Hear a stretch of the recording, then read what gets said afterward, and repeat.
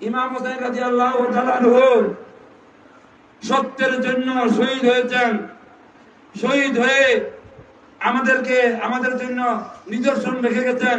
আমরা যেন ইহকালের শান্তি, পরকালের মুক্তি, আল্লাহ রাসূলের সন্তুষ্টি অর্জন করতে পারি।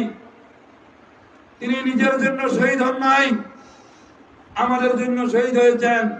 নবীজি সাল্লাল্লাহু আলাইহি ওয়াসাল্লামের দন্ত মোবারক শহীদ হয়েছেন, দন্ত মোবারক শহীদ হয়েছেন, কিন্তু তিনার জন্য তো কোনো আমলে নাই, তিনি তো স্বয়ং ইমাম। তাহলে তিনার দন্ত মোবারক তিনার জন্য শহীদ হন নাই, আমাদের জন্য শহীদ করেছেন। আর যদি বলেন তিনার জন্য বোঝা যায় তিনি ইমানদার, তাহলে বাইদার বিয়ে রাখতে হবে। ইমান থাকবো না, আমার আশেপাশে যে থাকবো তার ইমান থাকবো, তাহলে তো তিনের দন্ত মোবারক তিনার জন্য শহীদ হন নাই, ইমাম হুসাইনের জন্য শহীদ হন নাই। বরঞ্চ এই শহীদে কারবালার ময়দানের ঘটনায় ইমাম হুসাইন রাদিয়াল্লাহু তাআলা আনহু সত্য এবং মিথ্যাকে পৃথক করে দেখাইয়া গেছেন না থাকার জন্য। আমাদের এই যে তখন আলোচনা করলাম ইমাম হুসাইন রাদিয়াল্লাহু তাআলা আনহুকে নিয়ে, স্যার বললাম কি জানে মান তারাম বনামে হুসাইন মন গোলামানে হুসাইন সালাতুনিয়া রাসূলুল্লাহ আলাইকুম সালামুনিয়া হাবিবাল্লাহ আলাইকুম। বাজান আমার মুর্শিদ কাবলার জীবনে কতবার জেল খেটেছেন, হাজত খেটেছেন। আমার দয়াল বলেছেন মাসে কয়েকবার করে আমার কুমিল্লার আদালতে হাজিরা দিতে হইতো, ঢাকার হাইকোর্টে হাজিরা দিতে হইতো। আমার মুর্শিদ কেবলার এই সরাই হায়াতের জিন্দগিতে তিনি বিভিন্ন জায়গায় রক্ত মোবারক জড়াইতেন, বিভিন্ন জায়গায় অপমান অপদস্থ হয়েছেন। শেষ পর্যন্ত তিনাকে এই 150 বছরের উপরে বয়স, তখন ঢাকা গাজীপুরে ওয়াহাবিরা তিনাকে মারাত্মক ভাবে আঘাত করেছেন। সিলেট শহরে পূর্ব পরিকল্পিত ভাবে এমন একটা পদার্থের ছুরি বানিয়েছেন যে ছুরিটা দিয়া আপনার রক্তের সাথে একটু ছোঁয়া লাগলে এমন একটা ভাইরাস চলে যাবে, 24 ঘন্টার বেশি আপনি বাঁচবেন না। এবং ডাক্তার বলেছে উনার হায়াত 24 ঘন্টার বেশি নয়। আরো তিনি কত বছর ছিলেন এই আমার উপস্থিতি ভাইজান কেবলারা, আমার মুর্শিদ কেবলার যেই রক্ত মুবারক, সেই রক্ত মুবারক কি ইমাম হুসাইন রাদিয়াল্লাহু তাআলা আনহুর রক্তের সাথে মিলে নেই? আপনার একটু চিন্তা ভাবনা। ইমাম হুসাইন রাদিয়াল্লাহু তাআলা আনহুকে শহীদ করেছে, 72 জন সদস্যকে নির্মম ভাবে হত্যা করেছে, শহীদ করেছে। এই জন্য যে এই হযরত সমূহকে যদি শহীদ করা হয়, শেষ করে দেওয়া হয়, তাহলে আর নবীজির কোন নিয়ম নীতি বিধিবিধান থাকবে না। তারা মন গড়া মতে তাদের বিধিবিধান তৈরি করতে পারবে। শেষ পর্যন্ত এই ইসলামকে, এই ইমাম হুসাইন রাদিয়াল্লাহু তাআলা আনহুর নিয়ম নীতিকে, নবী ও সাহাবাগণের নিয়ম নীতিকে চিরতরে ধারণ করার জন্য যেইভাবে ইমাম হুসাইন রাদিয়াল্লাহু তাআলা আনহুকে এক শ্রেণীর মুসলমান পরিচিতি মুসলমান তাদেরকে চিঠি দিয়া ইমাম হুসাইনকে চিঠি দিয়ে নিয়ে তারা আবার ইমামের বিরুদ্ধে যুদ্ধ ঘোষণা করেছে, তারাই খুন খারাপি করেছে। ঠিক তেমনি ভাবে আমার মুর্শিদ কেবলা বর্তমানে 15 শতাব্দীর মধ্যে দয়ালের নবী মাওলা রাদিয়াল্লাহু তাআলা আনহুকে এই অরণ্যের পাশে, অর্থাৎ ব্রাহ্মণবাড়িয়ার পাশে তিতাসগুড়িতে এই আলোচনা আরেকদিন করবো। আজকে চলে যাবো ঘটনার সাথে মিলাদ আয়াতের সাথে।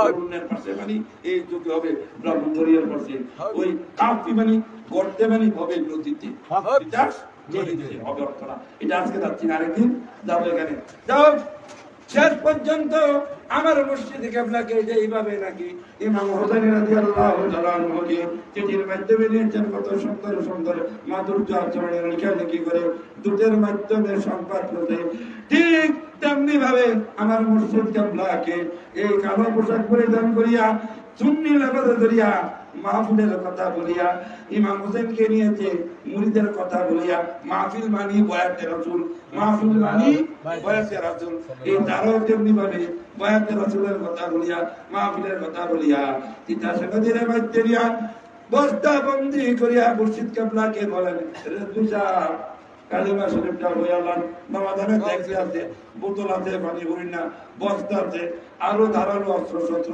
ইত্যাদি রয়েছে। বাবা জানে একদম বলিষ্ঠ কণ্ঠে মরল রাহুল না, তিনার মরল হাই, কেননা তিনি তো আল্লাহ হইতেই তিনার মরল হাই। তিনি বলেছেন, বাবা রে আমি তো আগে কালিমা শরীফ পড়িয়াছি, তোরার ক্ষেত্রে আমি আবার কে কালিমা শরীফ পড়িলাম।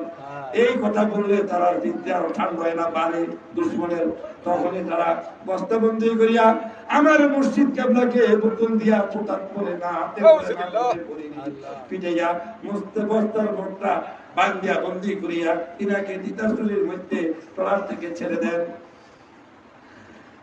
ঠিক যেমনি ভাবে ইমাম হোসেন রাদিয়াল্লাহু তাআলা আনহুকে শহীদ করেছেন, যাতে আর তিনাদের নিয়ম নীতি, আল্লাহর হাবিবের নিয়ম নীতি যাতে আর দুনিয়াতে না থাকে, ঠিক সেই উদ্দেশ্যে এই দুশ্মনেরা, এই এজিদপন্থীরা, সেই এজিদের এজিদের বংশধর, যে বংশটি, যে মুদ্রাটি, যে দাতুরির দ্বারা এটি জন্ম হয়েছে, এটি কিন্তু আবার তিতাসুলিতে বাবা জানতে পালাইছে এই বংশধররাই, এই বংশধররাই বাবা জান কেবলাকে বস্তাবন্দি করিয়া ফেলে দেন। আর তিনি বলেছেন, আমরা বিশ্বাস করেছি, যা ওই কথাটা আর বলি না, তিনি তারপরে কত বছর তিনি হায়াতের জিন্দেগিতে ছিলেন এবং আমাদেরকে ঈমান আমলের বর্ণনা দিয়েছেন, তালিম দিয়েছেন, বহুত লোকে আরো বয়াতে রাসূল গ্রহণ করে আছেন। এখানে আমার প্রশ্ন রইল, আমার মুর্শিদ কেবলার হায়াতের জিন্দেগিতে যে রক্ত শরীফের কথা শুনেছেন বা দেখেছেন, যেই কারণে ইমাম হোসেন রাদিয়াল্লাহু তাআলা আনহুকে শহীদ করেছে, ঠিক সেই কারণে আমার মুর্শিদ কেবলাকেও তারা বস্তাবন্দি করিয়া হায়াতের জিন্দেগিতে রক্ত মোবারক ঝরাইয়া শেষ পর্যন্ত তিতাস নদীর তলদেশে, এটাতে কি আর আমি, তিনি তো শহীদ, যদি কম না, যদি বলেন না আমি আড়ু বাড়িতে আপনাকে প্রস্তাব পারতাম না, আপনি বাড়ি বাইতে আড়ু বাড়ি বাড়বে আড়ুবাড়ি দেই 10 কিলোমিটার নিচে বাড়ি এই বান্দা লাগবে নাকি, আপনি বরং তাহলে পরিপূর্ণভাবে বললাম যে বর্তমানে এই কারবালার ঘটনা আসিয়াছে, যুগে যুগে সেই রক্ত শরীফ যেখানে দেখা যায় একটা জায়গাতেই দেখা যাবে মূল, যদিও 72 জন সদস্য রক্ত দিয়েছেন, রক্ত মোবারক ধরেছেন, মূল হচ্ছেন ইমাম হোসেন। যদিও এই বাংলায় আরো অনেক আশেখান রক্ত ধরেছেন, মূল হচ্ছে বেলায়েতের যুগে দয়াল রেজভী শাহ, তিনি হচ্ছেন মূল। এখন এই আলোচনা তো ঈমান পাওয়ার নিদর্শন খুঁজে বের করার জন্য, খুঁজে বের করে সেই ব্যক্তির অনুসরণ এমনি করার জন্য। এখন কাশিদা আমার স্যার আমার কোথায় যাবে ভাইজান? এইভাবে নাকি আমাদের মুর্শিদ কেবলা বিভিন্ন জেলায় মাইর খেয়েছেন, রক্ত মোবারক জড়াইয়াছেন, যেমনি ভাবে তিতাস নদীর মধ্যে নিয়ে এই মুনাফিকে অলির সুরত ধরে মুনাফিকেরা এজিদপন্থীরা তিনাকে বস্তাবন্দি করে ফেলে দিয়েছেন।